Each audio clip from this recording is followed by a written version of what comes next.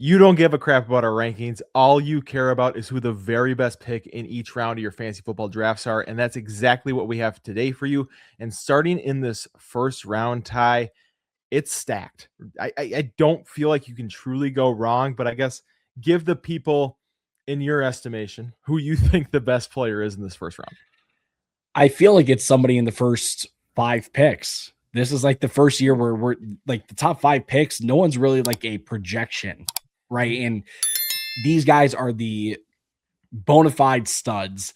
But if you really want to nitpick for value, for opportunity, and all that kind of stuff, I kind of lean Amon-Ra St. Brown just because the dude is just consistently top 3, top 5, year in, year out.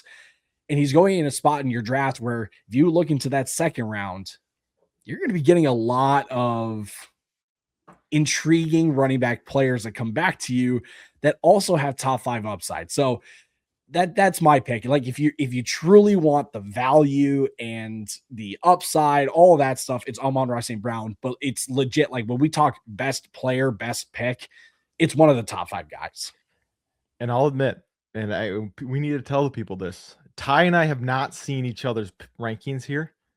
I had the exact same thought process of, man, Puka with Matthew Stafford at pick 4. That feels like great value. Might be the best pick. I went with Amon-Ra St. Brown as well, because just like you said, top 3 year in, year out, but you're getting them at the 8th pick. That's essentially where it came from. So I'm all aboard. We're into it now, right? First round out of the way. And we're on to the second. And here, this one, I have no idea what you're going to pick. I truly don't. If you've been watching, I've been gone for a while as a new dad, taking a little bit of time away. So I also think you're going to be surprised at who I picked here. So I think this is where the fun begins, and I think it only kind of builds from here. So who'd you go with in the second round here? Second round for me, it's between 1 of 2 players. Okay. It's between Omarion Hampton and Ken Walker. Okay. Because they are top 5 guys. Well, Omarion Hampton is my running back 7, I guess. So he's not technically top 5.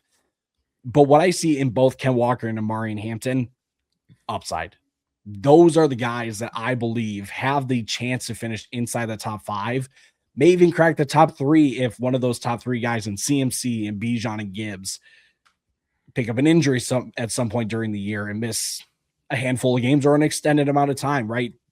Omarion Hampton and Ken Walker would be my bets to kind of, I don't want to say pick up the mantle, but like they would slide right in then, just because I love their situations. And I think they can be essentially one of the best picks in your fantasy football drafts here in the second round. Yeah. And I'll admit, if you're looking while we're recording this at our site, my rankings don't reflect this. I have a big update coming your way, hopefully by the time this lands, maybe a little bit later, of my rankings. And this guy isn't anywhere close to it. But I actually agree with you again, Ty, and I'm going with Ken Walker here. Let's go.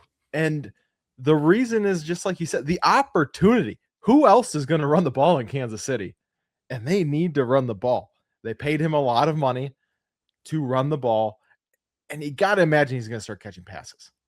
That's what they do. Is Patrick Mahomes is good at getting his running backs involved, especially now when they're probably saying, hey, Pat, let's not try and get an extra 15 yards on the ground here, right? Let's let Ken Walker do it and save the knee, the $500 million knee, and let's let our running back go and do it. So that's where I'm at. I agree with you completely. 2-3 weeks ago, I probably wouldn't have gone Ken Walker here. I probably would have leaned Saquon, Devon Achane as well. Achane was my second here. I've really liked Achane a lot, but it's just the opportunity for Ken Walker is just too much to ignore. And I'll admit the Rashee Rice clip scared me a little bit. And it brings me back to Ken Walker of how they're going to need to lean on him. Even if Rice is 100% healthy, they just do in this offense with the weapons that they currently have. Moving on, you and your Rashee Rice hatred is just it's just on another level. I am high on Rice. I'm pretty sure. Are you? Are you really though? Well, not that high, but not like you. We're out here like, oh yeah, he's my wide receiver 4, but 6. Careful. It is what it is. Moving on to round 3. again, like I look at this and I think there's a couple different ways that you could go, but I'm not 100% sure. So why don't you tell me who you got here in round 3? Oh, it's funny. We were just talking about him. To me, it's Rashee Rice. I should have known. I don't even. See, Yeah, that was I'm silly of not, me to question. I'm not scared off by that training camp video because here's the thing. That's not how he's used in this Kansas City offense. That's He's true. used close to the line of scrimmage, very much in the Travis Kelce role. That's why Travis Kelce really dips when Rashee Rice is active, because they kind of play the same parts of the field and they compete against each other for targets. And so Rashee Rice, as the red zone guy in the passing game, because the dude just racks up red zone opportunities like no tomorrow. Like I just see this Kansas City offense kind of getting right this year, because you now have a running game that defenses have to respect. So that takes some pressure off of Mahomes. That takes some pressure off of your receivers. So ultimately, I think like this is just one kind of perfect culmination of so many things for this Kansas City offense that hasn't worked in years prior. That comes together, and it pays off dividends for our guys like Ken Walker and Rashee Rice, who I believe both have top 5 upside at their positions. Everything probably needs to go right in order for that to happen, but still, like, they are top 10 bets easy. Like they've got a floor for you, and they've got a ceiling that it's really, really easy to buy in on. Yeah, and I agree with the upside. Obviously, I think he's one of those players that truly is a better fantasy football than he is NFL wide receiver. He's gonna fit it. Like, he just scores a lot of points because of the way they use him in this offense. He is an interesting one. Depends on the platform right now. If you're looking, we're using Sleeper. This is, by the way, I'm not going to spoil the rest of the site. We'll get into that in a little bit, but this is our ADP Explorer on our website right now. We just put this out. So we got Sleeper. You can use ESPN, Yahoo, Underdog, kind of find your edge, if you will. You can look up just quarterbacks, running backs, wide receivers as well. Very cool tool. Love it a lot. But Rice, if you look at some of the other platforms, is going to the second round. So I'm not saying you're cheating, but I'm just kidding. We're using Sleeper right now. So you get a pass.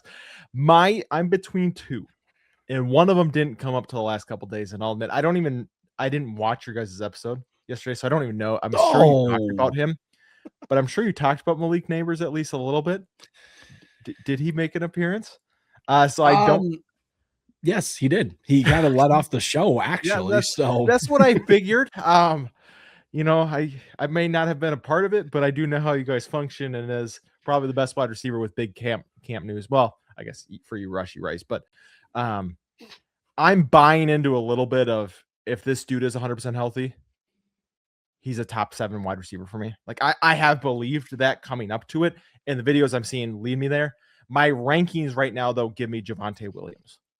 I think Javonte Williams is extremely underrated. He had 1,200 yards and double-digit touchdowns last season, and they did nothing to improve that backfield behind him. Like, it is his backfield if he wants it. So it's just, I think he's going to continue to put up points. I think this offense is going to continue to score. So I'm between the 2. I had Neighbors written down, and then I was looking at my rankings again and reconfirmed. Oh yeah, Javonte Williams is kind of a little darling. I think Neighbors is the higher ceiling if he is 100% healthy. Now, before we get into the rest of it, like I said, we have launched a new site. Hopefully, by the time you're listening to it, we've had some troubles with Apple. We have our iPhone app and our Android app live on both app stores. But on here, you can find our full rankings, our projections. We have a draft analyzer, trade calculator, my favorite tool, the Best Ball Stack Finder. We got stats. We got this ADP Explorer. You can find all of our YouTube videos, both shorts and long form, on here. So we have everything. I would go check it out. You can access most of it for free. We do have some premium, tools on there, but ranks, YouTube videos, this ADP Explorer, all free on the site. So make sure you go check it out. And hey, drop a sub at our YouTube channel as well if you're enjoying this content right now. But I'll quick blabbing, and we'll move on to the 4th round, where this is really where ADP starts to vary by platform. If you're drafting on ESPN, you're going to look at this and go, what are you talking about, these guys in the 4th round? we're showing Terry here. Terry is way back in the 5th round. Tyler Warren is not in the not in the 4th round here, but he is middle high end 4th. He's higher than what Colson Loveland is on Sleeper. So you're gonna notice some of these, and hey, it's all right. Take a breath. Platforms are different. But who do you got here in the 5th round? Thankfully, the guy that I'm going with is consistently in the 4th round. 4th round, and yeah, 4th round. Yeah. And honestly, he probably is. If he's not going to be my most drafted player this year, he's going to be my 2nd most drafted player. It's Emeka Egbuka. I don't care about the Tampa Bay drama with Baker Mayfield not signing a contract.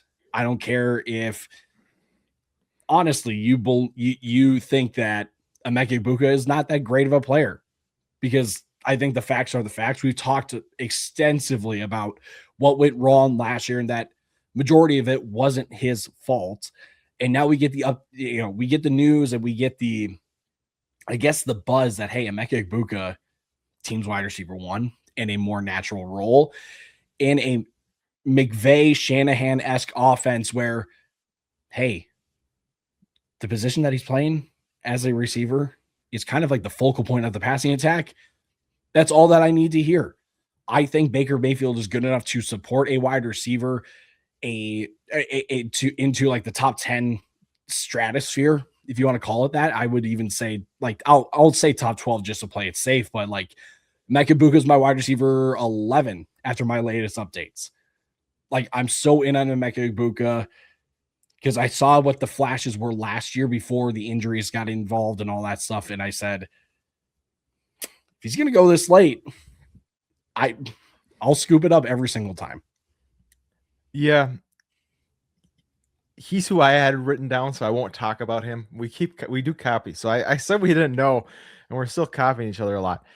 But I'll follow my rankings. The guy I actually have ranked right ahead of him is Mr. Devonta Smith.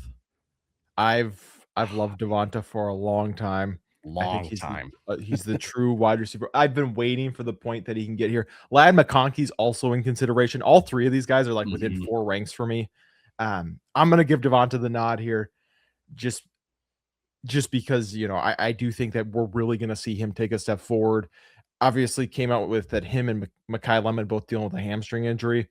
Lemon sounds a lot worse because it's been nagging around for about 3 weeks, which if he enters the season with a hamstring injury and there's no AJ Brown, I'm sorry, but this dude's going to catch 1,000 passes. So I'm all in for Devonta Smith there.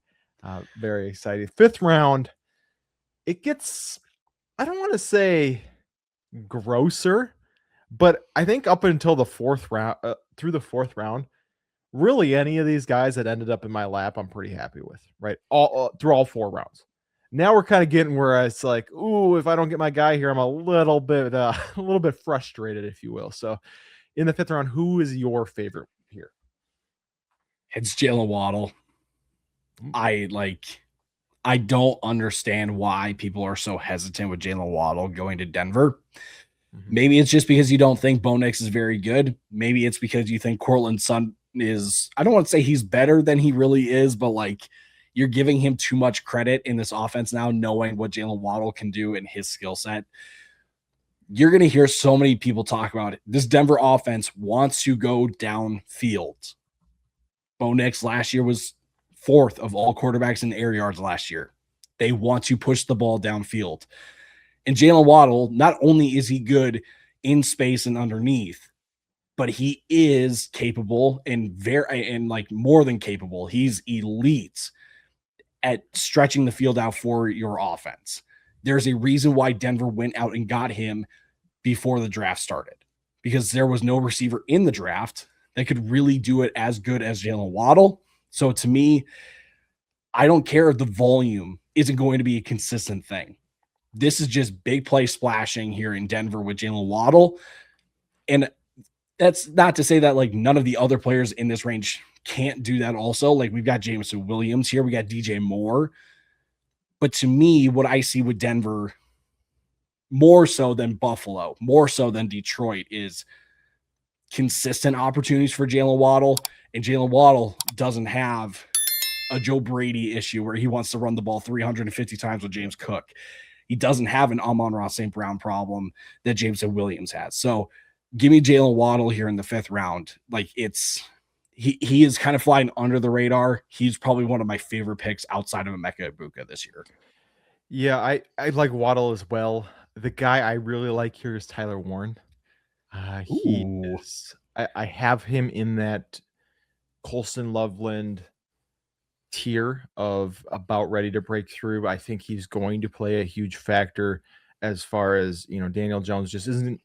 We're assuming coming off an Achilles isn't going to be able to push the ball down the field as much as we saw him this last season. I think he takes a step forward again. Top 15 pick last year, can really do it all in this offense. So I just like the fact that I think he's going to and could be lead this team in targets, essentially, is where I have Tyler Warren. I also think he could lead this team in receiving touchdowns, maybe even receiving yards at the end of the day. I still think that goes to Alec Pierce just because his big playability is splash.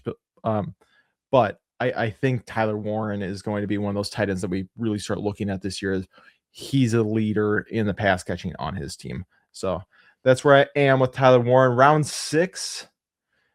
I love round 6 because my darling's here. So if you should just keep going. Who is your darling? I'm now fascinated by it. Oh, I know who it is. Yeah, you do. So I'll let you go because I'll let the people, because if you watched before, you know who I'm going to talk about. If you haven't, you can guess. You have 1 in 12 options, and you should get it right. But Ty, who are you talking about here in round 6? So before I'll mention the player at the top. It's Christian Watson. Okay. And if you're keeping track through the 6th round so far, I've only talked about one running back, and that was Amari Hampton and Ken Walker in the 2nd round. Everyone else has been a receiver. Amon-Ra St. Brown, Richie Rice, Emeka Egbuka, Jalen Waddle, and now Christian Watson. So first, I just want to say, even though I'm not talking about a 2nd running back just yet, the way that I see this kind of draft board as it's playing out in this ADP board, I want to attack the running back spot early, right?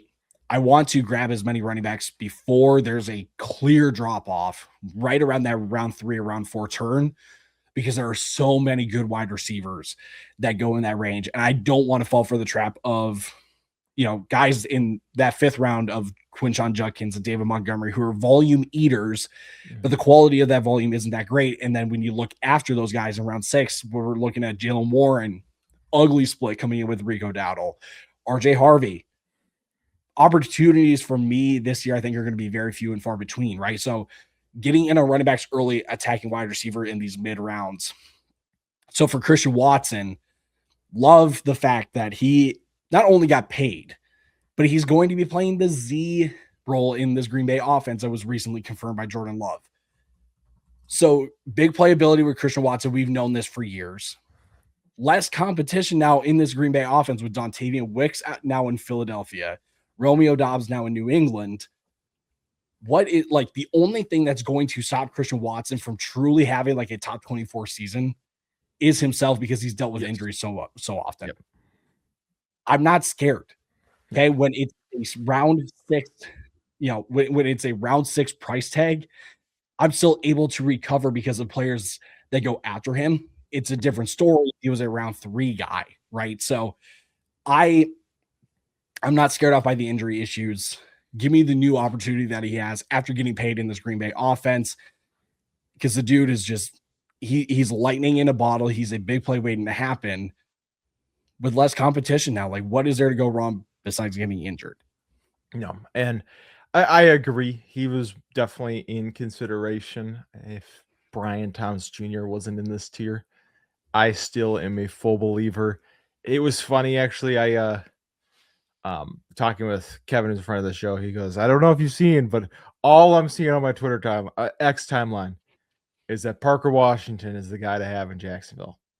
And I said, that's fine that you're seeing that, but all I see, and I'm not joking, all I see on my X is that Brian Thomas Jr. is the best player in all of Jacksonville. So, you know what? They might be right. And spoiler, nah, I'm not even gonna say that. I'm right.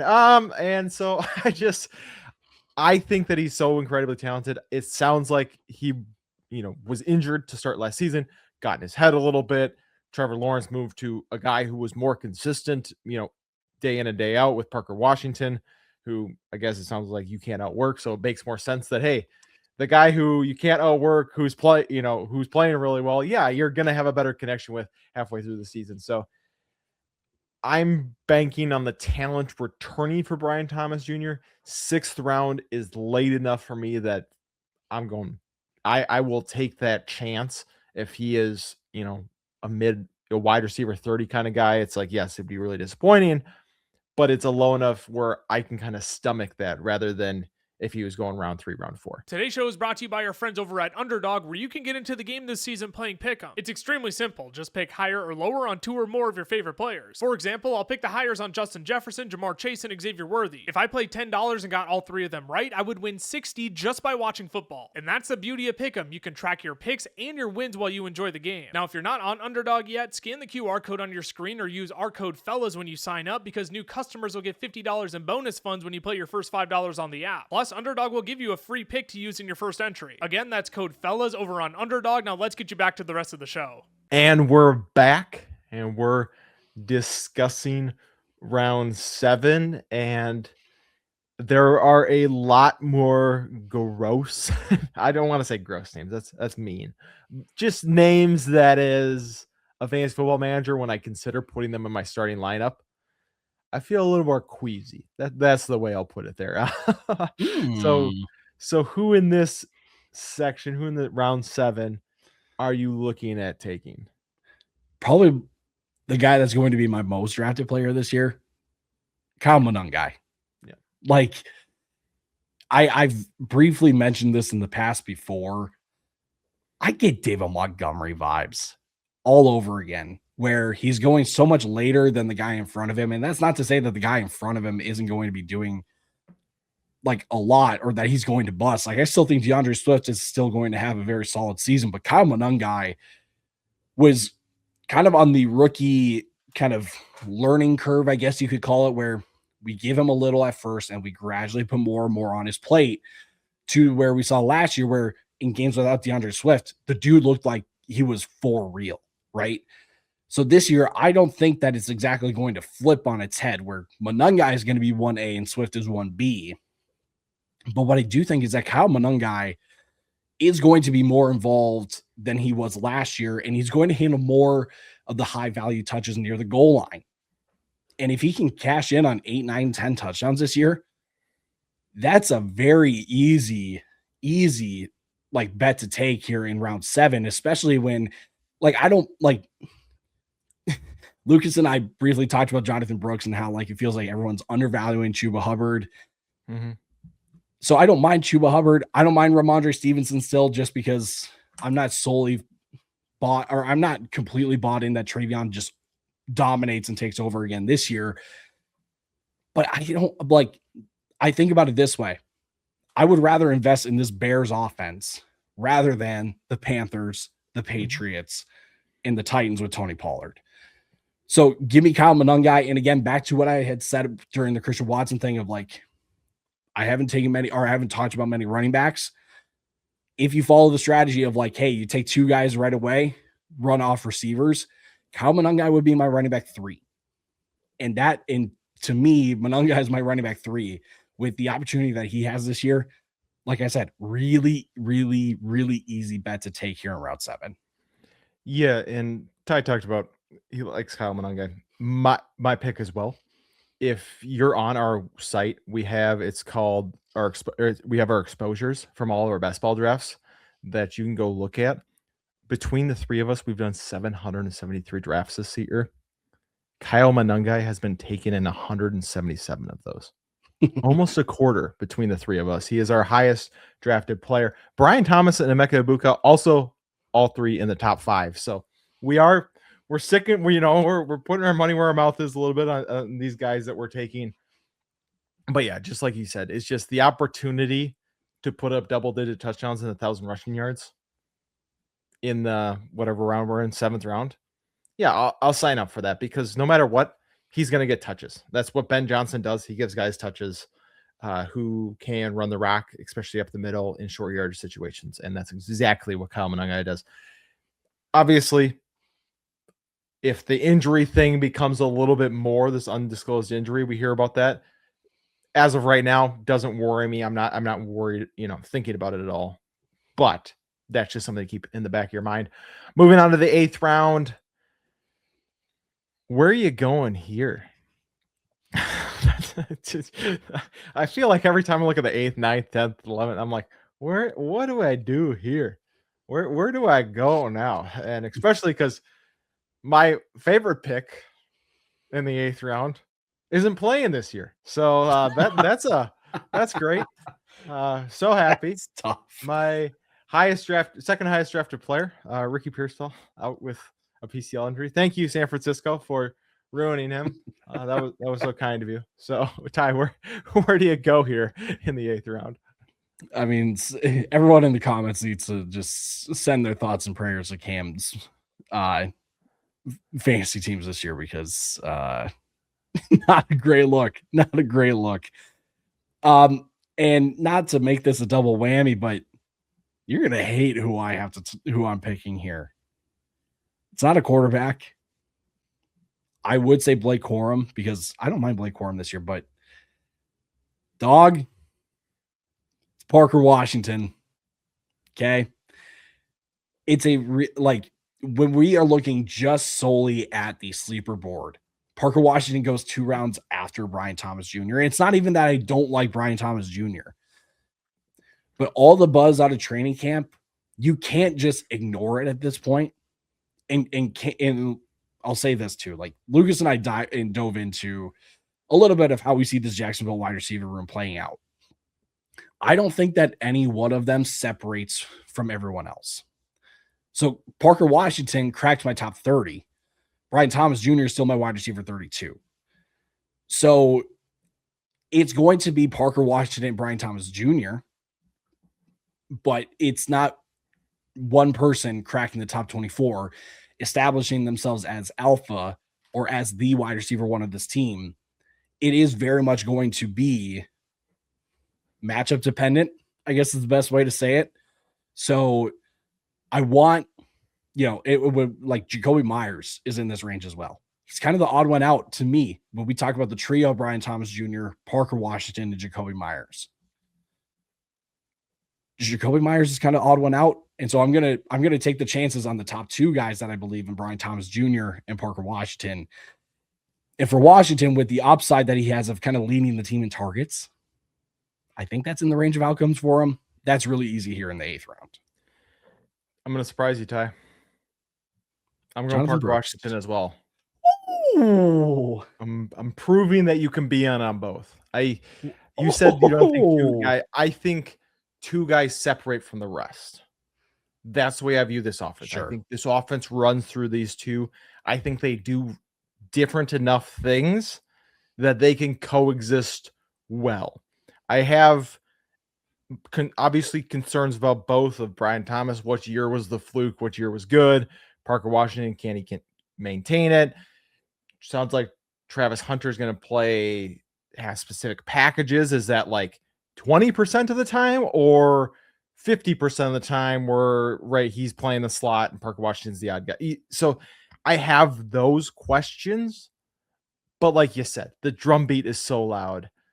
The fact that we saw what we did at the end of last year, it's you put those 2 things together and it's like, okay, I'm going to be surprised. Liam Cohen obviously has shown, hey, if I have a good slot guy, if I have a good, player that I can hit over the middle, I'm going to have my guys do that. He did, Chris Godwin wasn't like fully a slot player, but played a decent amount in the slot and was able to get open and catch the ball across the middle. That's what Parker Washington does. I'm very excited for what he can do. So yeah, I agree. And like I said, my ranking right now doesn't fully reflect that. These are thoughts that I'm having that I've come to over the last couple of weeks where I haven't updated my rankings. So they will be updated either by the time this drops or by the time the next episode's out. So on the site. Number 9, round 9, then. Again, I look here, I go, where do I go from here? Where are you going, Ty? What direction? I think I know. Can I take a guess? Ooh, go for it. Are you Jordan Addison here? Ooh, fascinating that you brought him up because I'm not going to lie. If quarterback wasn't a thing, Okay. it Oh would my- be Jordan Addison. Are you the same as me? Are you Dak Prescott then? No, I'm Okay. not. Oh, wait, no. Okay, I'll stop guessing. It's Brock Purdy. All right. It's Brock Purdy. I have enough.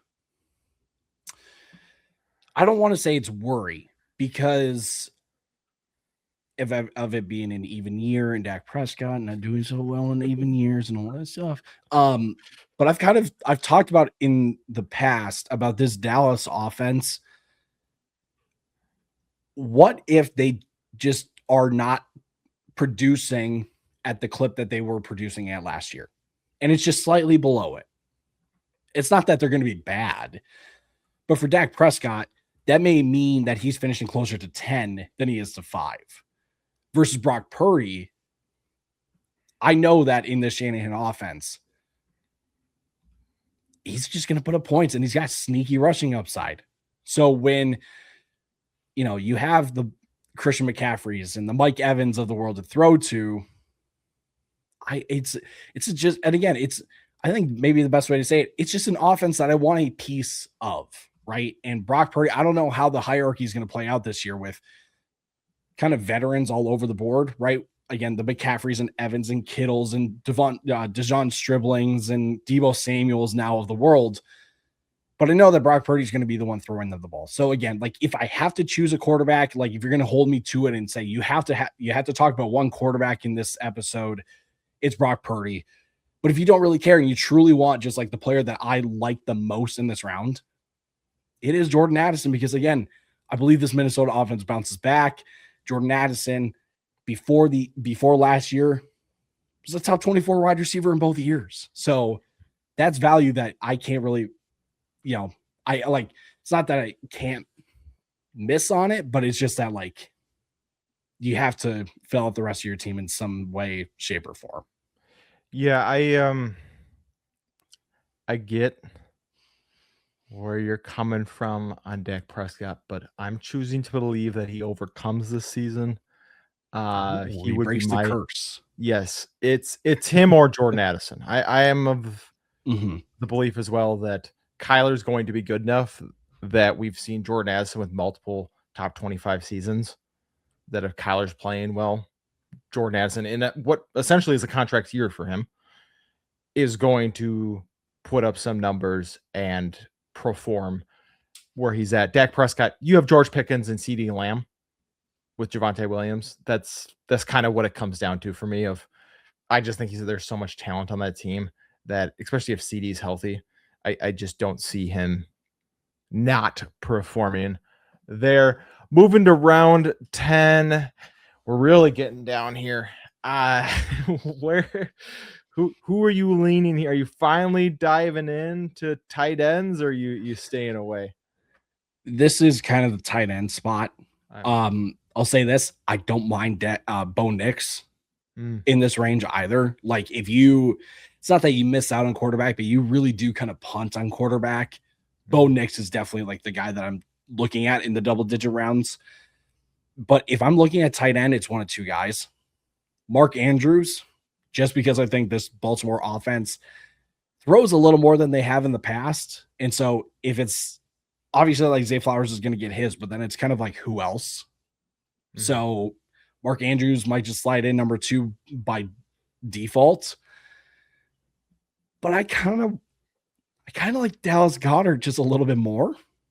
Mm-hmm. Just because, just hear me out. In the world of what if Mekhi Lemon takes a while to get going? Devonta Smith has lingering injuries all year or for a certain amount of time.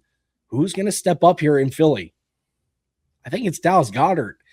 And I think, too, when you get into the red zone, yes, you would love Saquon Barkley and Jalen Hurts to get theirs, and they definitely will. But, like, if you're going to need to pass the ball in the red zone, it's going to be Dallas Goedert because he's the biggest target that they have. So I think there's sneaky touchdown upside, just like I don't want to say that's what he had last year. I think last year was just kind of like a weird anomaly year of touchdowns for Dallas Goedert, but I think this year in a more structured offense, you can take the traditional stance of like, hey, he's not going to be 100+ target guy, but he's going to sit somewhere between 80 to 90 targets, and he's going to put up like 7 to 8 touchdowns because if they throw the ball in the red zone, you're going to look for your biggest target, and that's Dallas Goedert. I don't mind Dallas Goedert. If I was going to go tight end out here, actually, my pick is Mark Andrews. I'm projecting a decent bounce back. I just think he's a huge touchdown target, but who I'm going with here is Rachaad White. I really like Rachaad White. He's a guy I've been drafting a lot lately. I think he's going to really factor into this Washington offense because he is the best pass catcher in that backfield. For sure. He's proven that he can hold, carry a workhorse volume. So that's where I land there. Round 11 then gets a little, I don't know. I've been going back and forth on this because of who I picked in round 5, if you remember back to then. But Ty, I'll stop teasing and let you tell us who you like here in round 11. Jordan Mason. Yeah. Really easy. Really easy. I mean, you just look at the running backs alone, and real quick, there's a cool feature on our site where you can legit filter down to the positions. So you can look at running backs and where they all go. And I would do that, but it takes some production level that we don't really have here. Okay. So I'm going to do my best to explain this. Tyler Algier, Zach Charbonnet, Jordan Mason, Jonah Coleman, Tyrone Tracy. Tell me which one of those guys has more standalone value than Jordan Mason does. Mm-hmm. And then tell me which running back has better contingent upside than Jordan Mason in this range. I don't think there's anyone. Like Jordan Mason is such an easy kind of depth piece flyer to take at this part of the draft to fill out your running back room because of contingency reasons, but then also you've seen reports early on in training camp and earlier this summer about, hey, like Jordan Mason's kind of stepping up as lead guy. It does limit the upside because that means the receiving work is probably going to Aaron Jones, but like, give me a piece of this Minnesota offense. Like if you believe that this Minnesota offense can bounce back because it's Kyler Murray under center, and you put aside all the discourse that has happened so far out of Vikings training camp, and you just go, I believe Kyler Murray is better than JJ McCarthy, and that because of his experience, this Vikings offense can bounce back. If you believe that, really easy to take the chance of Jordan Mason then, just because he's going to get a very good share of the high value touches that we kind of count on, and especially in round 10, round 11, it's a really easy flyer to take. Yeah, I kept going back and forth. Jordan Mason's who I picked. Josh Downs was the other guy I was considering here. I also did. You would put out something. I think you put it on Twitter about Josh Downs. I did. He's playing a lot more in 2 wide receiver sets. They need him. Obviously, they've flirted, it sounds like, with signing Keenan Allen, which would suck in this case, and then be firmly get Lad McConkey'd. Yeah, it would be firmly there than Jordan Mason. But as it stands right now, I do think that Josh Downs deserves to factor in because he has shown that he's a very solid pass catcher who just didn't see the field a ton. So if he's going to be on the field, should be an upgrade. But like you pointed out in your tweet, he plays significantly better in the slot than he does outside. So just because he's seeing more, does that mean efficiency drops? Right. That there is the debate on that. I think I slightly lean Jordan Mason, but Josh Downs is still there. Round 12, our last round of the day. Where are you going here in round 12? My best ball shares would tell you it's AJ Barner. But if I'm truly drafting like a home league, I'm taking Jalen Coker. It's the one thing that hasn't really been explicitly said yet. Obviously, Chris Brazzell goes down with a season-ending knee injury. So we automatically just go, yeah, Xavier Legette is going to slide back in. But everyone has assumed and just said as the wide receiver 3. Oh, so wait a second. Who does that mean as wide receiver 2? Because we know that Ted McMillan is wide receiver 1. So who does that leave as wide receiver 2? It's Jalen Coker. So I don't mind taking the shot in the flyer at this point. I also don't mind Matthew Golden. But I think the best way to say it is this. At this point in a draft, I'm just taking the flyers and taking the chances, right? So that's why I brought up AJ Barter. I like Jalen Coker. I like Matthew Golden. Also like Woody Marks to a certain extent because I believe in his standalone value as a pass catcher and the contingency upside of David Montgomery misses a couple games and all that stuff. But if I had to pick one, it's Jalen Coker. Yeah, I don't mind Jalen Coker. I'm going to cheat here. My guy's not in round 12. He's actually in round 13, which is all right that you don't have highlighted, Ty. I didn't warn you about this, but it is Rashid Shaheed. Yeah.